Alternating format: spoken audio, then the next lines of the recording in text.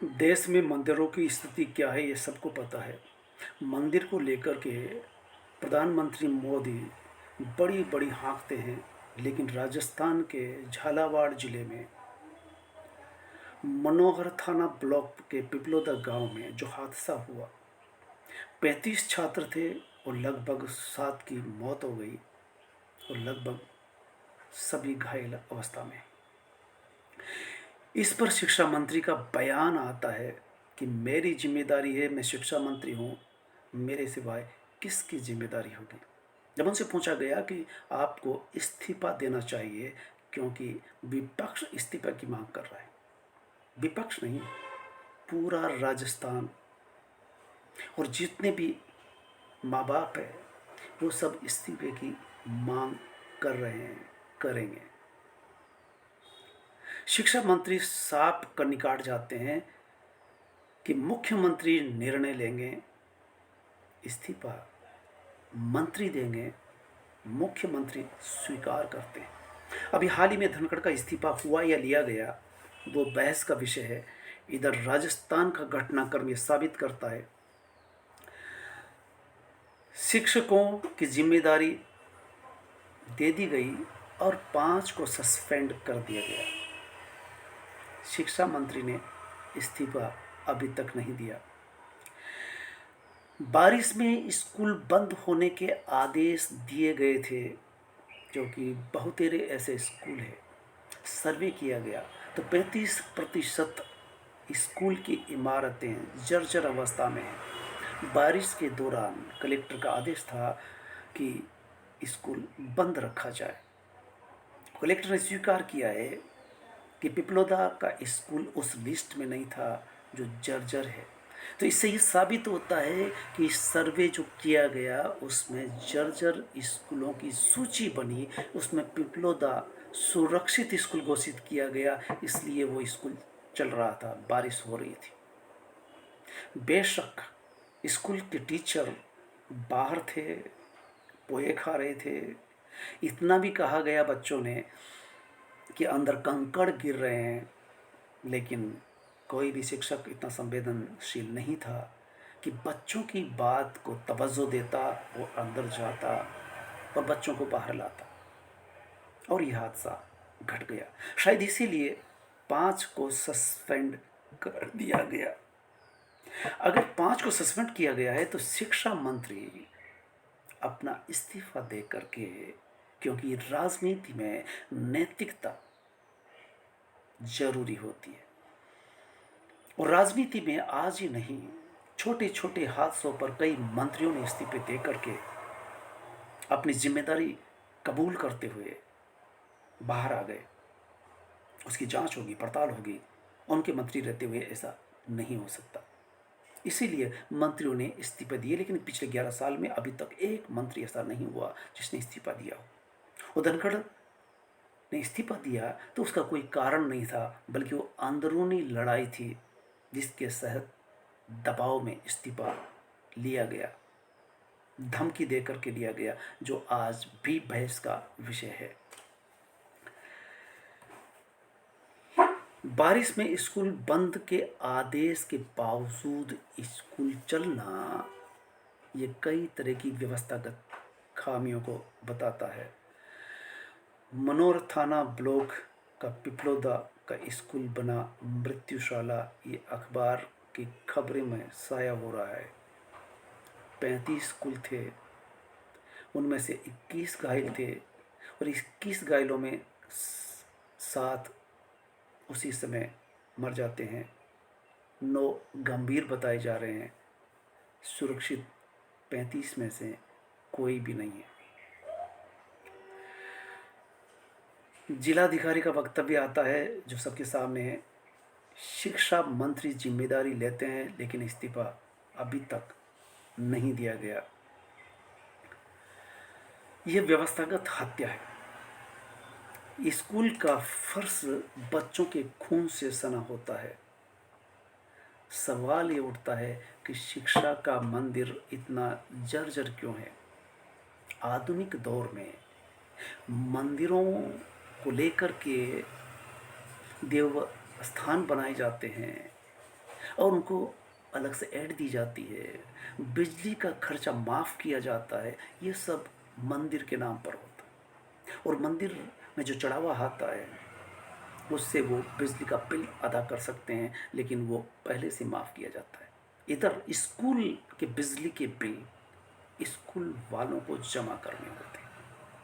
ये मैं खुद गवाह हूँ, इसके बारे में बाद में आता हूँ। पहले बात कर ली जाए कि शिक्षा मंत्री को इस्तीफा नहीं दिया तो मांगा जाना चाहिए। इसकी मांग होनी चाहिए पेरेंट्स के द्वारा नहीं, शिक्षक संगठनों के द्वारा, कि 5 को निलंबित कर देना। इसमें जिलाधिकारी भी शामिल होते हैं, जो जांच अधिकारी थे वो शामिल होते हैं। यहाँ तक कि 200 स्कूल जर्जर थे, पिपलोदा स्कूल जर्जर की सूची में नहीं था, तो वो जांच अधिकारी भी इसमें शामिल होते हैं, और अंततः जिम्मेदारी जाती है शिक्षा मंत्री तक। मंदिरों पर जितना ध्यान सरकार दे रही है, क्या शिक्षा के मंदिर पर नहीं दिया जाना चाहिए? इतनी लापरवाही, घोर लापरवाही। एक तो बजट कम होता है, और उस बजट में से खर्च कितना होता है, और जर्जर स्कूल की सूचना के बावजूद स्कूल जर्जर है। अब आप देखिए, 35% स्कूल जर्जर अवस्था में। सर्वे के बाद पाया गया कि स्कूल गिरा दिए जाएंगे और इनकी जगह पर दूसरे स्कूल बनेंगे। क्या ऐसा इतना जल्दी हो पाएगा? यहाँ तक कि ये स्कूल, पिपलोदा स्कूल जर्जर था, सूची में नहीं था, और जर्जर होने का सबूत स्कूल देता है इतने बच्चों की बलि लेने के बाद। शिक्षा से जुड़े हुए अधिकारियों के कानों पर जूं नहीं रेंगती, लेकिन ये बहुत महंगा पड़ेगा कि शिक्षा के साथ कितनी नाइंसाफ़ी सरकारें कर रही है, केंद्र सरकार हो या राज्य सरकार। स्कूल बंद किए जा सकते हैं, स्कूलों में स्टाफ नहीं दिया जा सकता, संसाधन के लिए मोहताज रहते हैं स्कूल। इस पर मैं थोड़ा बाद में आता हूँ। पहले ये स्पष्ट कर लें कि बच्चे इस तरह के स्कूलों में सिर पर कफन बांध करके ही पहुँचते हैं, जो कि कफन में दफन होने जा रहे हैं। इसी स्कूल की रिपोर्ट कहती है, अखबार में शाया हुआ है, कि गांव वाले पिछले 4 साल से मांग कर रहे थे कि स्कूल जर्जर है, और व्यवस्था उसे जर्जर ही साबित नहीं करती। सो उस सूची में न होना, इतना बड़ा हादसा होना, 5 टीचरों को सस्पेंड कर देना, यह अन्याय है शिक्षक के साथ। व्यवस्था में जो सर्वे करने पहुंचे थे, और शिक्षा अधिकारी जो बराबर साप्ताहिक रूप से जांच करने पहुंचते हैं, डीओ वगैरह, जिलाधिकारी जिम्मेदार होंगे। प्रदेश लेवल पर शिक्षा मंत्री तुरंत प्रभाव से उनको अपना इस्तीफा दे देना चाहिए। किंतु परंतु किस बात की नैतिकता जिसे कहते हैं, ये पार्टी नैतिकता का दम्भ भरती है, और अभी तक तो ये सोच रहे हैं कि मुख्यमंत्री इस्तीफा मांगेंगे। मांगा नहीं जाता श्रीमान, दे दिया जाता है। खुद की जिम्मेदारी है, यानी कि पार्टी इस्तीफा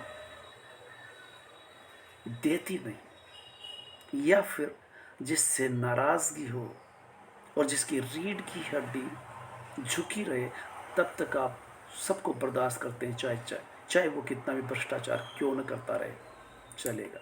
भ्रष्टाचारी बाहर है, वो भी अंदर आ जाए, वो भी बच जाएंगे। तो ऐसे में शिक्षक पर ही गाज गिरना, जिम्मेदारी उन शिक्षकों पर थोप देना। अगर गांव वाले पिछले 4 साल से ये मांग कर रहे थे, तो ये मांगे शिक्षा अधिकारी के थ्रू जिलाधिकारी तक और जिलाधिकारी के थ्रू प्रदेश लेवल तक पहुंचती है। 200 स्कूलों को जर्जर घोषित कर दिया गया था। फिर इंतजार किस बात का था, और ये हादसा हो गया। ताज्जुब की बात तो ये है कि शिक्षा मंत्री है आप, बीजेपी का कोई भी मंत्री, छुटभैया नेता, कितने साफ सुथरी भाषा में बात करता है। कोटा में 2 दिन पहले मदन दिलावर शिक्षा मंत्री कह रहे थे कि ये स्कूल जो जर्जर हुए कांग्रेस के कारण हुए। हर 5 साल में बीजेपी की सरकार आती है और 2 साल से बीजेपी की सरकार है। प्रधानमंत्री जो हाल ही में 11 साल से बने हुए हैं और कोई जिम्मेदारी नहीं लेते, बल्कि 70 साल से जो कांग्रेस थी जिसमें अटल बिहारी भी शामिल है, वो सब जिम्मेदार है। इंदिरा गांधी, नेहरू जिम्मेदार है। आप क्या कर रहे हैं? नहीं, आप विदेश का दौरा करेंगे, सब कुछ करेंगे, डिंगियाँ हाँकेंगे, लफाजी करेंगे, ऊंची ऊंची फेंक लेंगे, लेकिन जिम्मेदारी पहले वालों की। तो शिक्षा मंत्री यहाँ कांग्रेस को जिम्मेदारी देकर के बच नहीं सकते, क्योंकि हादसा 2 साल 2.5 साल से आप सरकार में हैं और घटना घट गई। क्यों नहीं बड़ा बजट जारी किया जाए? मैं खुद इस अनुभव को शेयर कर सकता हूँ, क्योंकि उसी जर्जर स्कूल में आज से 4 साल पहले सरकारी महाविद्यालय की घोषणा कर देती है। महाविद्यालय कहाँ चलेंगे? 100 महाविद्यालय खोल दिए गए। स्कूल, पुराने जर्जर स्कूल देखे जाते हैं। इसी तरह का जर्जर स्कूल हिंडोली में मुझे मिला और उसमें क्लासें चलने लगी। ऊपर से बारिश का पानी टपकता, तालाब बन जाता, और एक दिन उसी स्कूल की खिड़की जो जर्जर थी भर आकर मेरे सिर पर गिरती है, कंधे से होते हुए मोबाइल को तोड़ते हुए चली जाती है। उस स्कूल को महाविद्यालय के लिए पास कर दिया गया और हम उसमें कफन बांध करके बैठते थे। वहाँ ये नहीं कहा जा सकता कि पढ़ाने वाले बाहर थे, पढ़ाने वाला मैं खुद था, पढ़ा रहा था। पढ़ाते पढ़ाते खिड़की सिर पर गिरना और मोबाइल की स्क्रीन टूटना, जिसे मैं ठीक करते हुए फिर जब तक महाविद्यालय की इमारत नहीं बन जाती तब तक उस टपकती हुई जर्जर बिल्डिंग में महाविद्यालय चल करके अब अपनी इमारत में पहुंचता है। तो जर्जर स्कूलों की इमारतों को कॉलेज के लिए दे दिया जाता है और जिम्मेदारी शिक्षकों पर। मंत्री क्या करेंगे? मलाई मंत्री खाएंगे और जिम्मेदारी स्कूल का शिक्षक लेगा। इसको लेकर के संगठनों को चाहिए कि सीधे आवाज़ उठाएं, धरना प्रदर्शन करें। शिक्षा मंत्री का इस्तीफा इस बात के लिए होना चाहिए और तुरंत प्रभाव से वो स्कूल जो जर्जर घोषित किए गए उनके लिए बजट जारी होना चाहिए। शिक्षा मंत्री नया ही होना चाहिए कि जिस मंत्री के कार्यकाल में हादसा होता है, पिछले सालों में, दशकों में जो मंत्री के कार्यकाल में रेल मंत्री हो, सड़क मंत्री हो, अगर कोई हादसा होता था तो वो मंत्री इस्तीफा दे करके तुरंत बाहर हो जाता रहा है। लेकिन इधर 11 साल में एक इस्तीफा हुआ, जिसको लेकर के अभी रहस्य बाहर आ रहे हैं। तो शिक्षा मंत्री इस्तीफा देंगे या कांग्रेस पर ही सारी बातें पूर्व सरकारों पर ही ढोंढते रहेंगे? तो पूर्व सरकारें भी बीजेपी की होती है। भैरों सिंह शेखावत से सरकारें आरंभ होती है। वसुंधरा राजे मुख्यमंत्री रही है और वर्तमान में बीजेपी के मुख्यमंत्री है। शिक्षा मंत्री अब ये कह करके बच नहीं सकते, बच्चों पर राजनीति करना, शिक्षा पर राजनीति करना उचित नहीं है। जय हिंद।